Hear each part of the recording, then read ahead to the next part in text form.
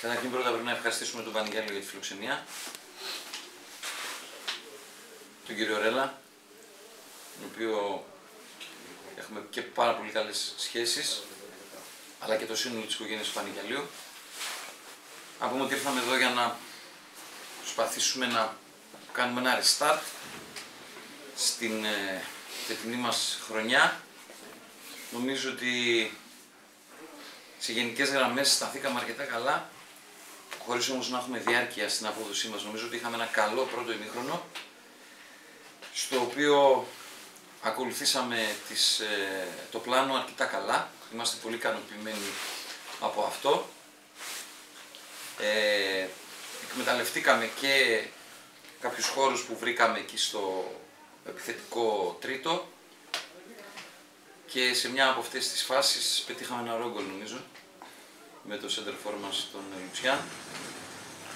Έχω την αίσθηση ότι το δικαιούμασταν με την ως τότε εικόνα του παιχνιδιού. Έχω δει παιχνίδια στο Αίγυο, είναι νομίζω λίγες οι ομάδες που μπορούν να σταθούν έτσι απέναντι στον Πανηγιάλιο, όπως σταθήκαμε εμείς στο πρώτο μέρος. Στο δεύτερο ημίχρονο παρουσιάσαμε αυτή την εικόνα που σίγουρα δεν μας αρέσει, δεν μας ικανοποιεί. Ανέβασε και ο Πανηγιάλιος την απόδοσή του. Τα παιδιά μπήκαν με πολύ περισσότερη διάθεση στο δεύτερο ημίχρονο. Εμείς δεν ήμασταν τόσο καλά. Είναι ένα θέμα το οποίο πρέπει να το κοιτάξουμε, γιατί μας προβλημάτισε έντονα. Δεν μπορέσαμε να έχουμε σχεδόν ούτε κατά το ίμιση την εικόνα που είχαμε στο πρώτο μέρος. Δηλαδή δεν καταφέραμε να βγάλουμε την πίεση που θέλαμε, ειδικά στον Καζναφέρη και στον Μπούζα στο κέντρο του γηπέδου που το είχαμε ζητήσει στο πρώτο ημίχρονο. Δεν το κάναμε στο δεύτερο. Με αποτέλεσμα να έχει αρκετή ώρα την μπάλα ο Πανηγιάλιος και να μας πιέσει. Δεχτήκαμε τον γκολ.